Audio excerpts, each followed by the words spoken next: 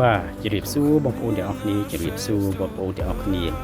ញ្ចឹងថ្ងៃនេះខ្ញុំចង់និយាយអំពីរឿងបាក់សីកីឡាទៀតហើយបងប្អូនតែខ្ញុំមិនជាអ្នកដែលចេះខាងច្បាប់អីទេតែខ្ញុំសូមបញ្ចេញមតិបងប្អូនមតិខ្ញុំមិនត្រឹមត្រូវខុសឆ្គងត្រង់ណាជួយកែប្រែបងប្អូនខ្ញុំយល់ស្របថាចេះបងប្អូនខ្ញុំគិតថានៅក្នុងសហគមន៍ឬនៅក្នុងឃុំឬក៏ក្នុងស្រុកមួយ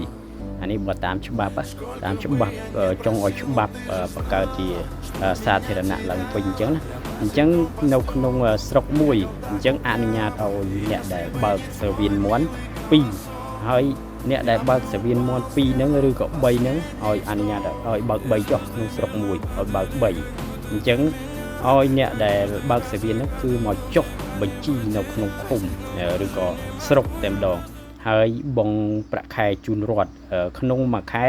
តើត្រូវបងប្រាក់ខែប្រមាណហើយនឹងមានបញ្ជីអីច្បាស់លាស់មានលក្ខខណ្ឌអីច្បាស់លាស់ត្រឹមត្រូវអានេះជាយោបល់របស់ខ្ញុំក្នុងស្រុកអញ្ចឹងហើយនៅពេលហ្នឹងគឺបងប្អូនដែលគាត់បើកសង្វៀនមាន់គាត់អាចឲ្យអ្នកដែលចោះចូលរួមខាងលក់ផលិតផលអីអាចចូលរួមបានដោយបងប្រាក់ខែតាមនឹងក្នុងមួយថ្ងៃគាត់យកប្រមាណអានេះជាទីផ្សារមួយល្អណាស់បងប្អូនហើយក្នុងការបញ្ជុលមាន់នេះការវងដែលហៅសវៀននេះគឺការលក់ដូរនេះខ្ញុំឃើញថាដាច់បំផុត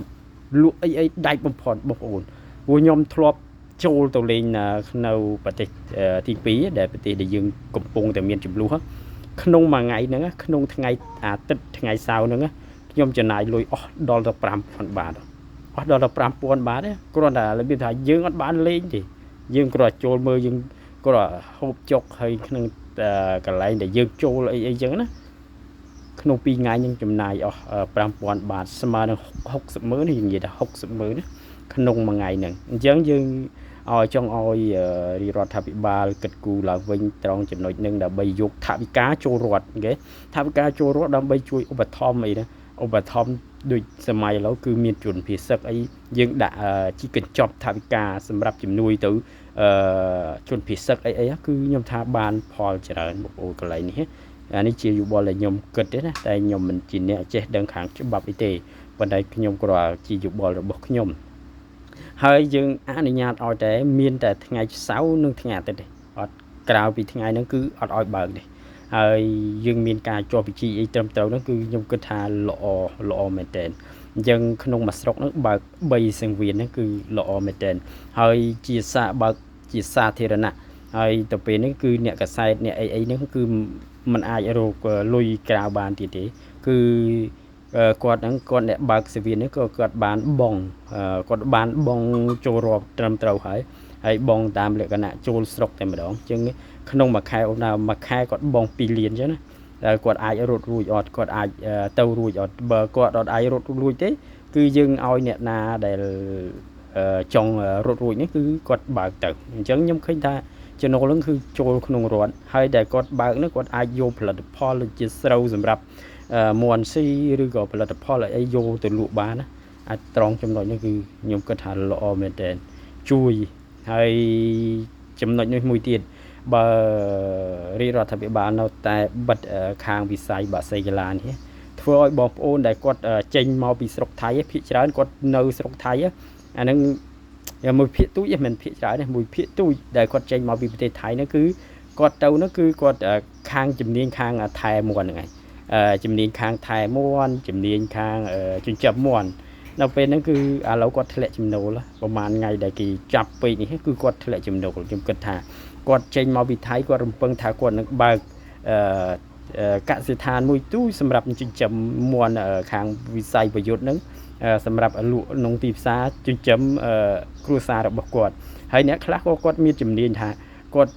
ចេះថែគាត់ចេះធ្វើថ្នាំដូចខ្ញុំមានជំនាញធ្វើថ្នាំសម្រាប់លក់អញ្ចឹងបាត់ចំណូលប្រហែលថ្ងៃនេះគឺបាត់ចំណូលខ្លាំងមែនតើសម្រាប់ខ្ញុំហើយសម្រាប់បងប្អូនដែលគាត់ចេញពីថៃមកគាត់បើកកសិដ្ឋានតូចមួយហ្នឹងគឺខ្ញុំគិតថាគាត់អាចបាត់ចំណូលដែរ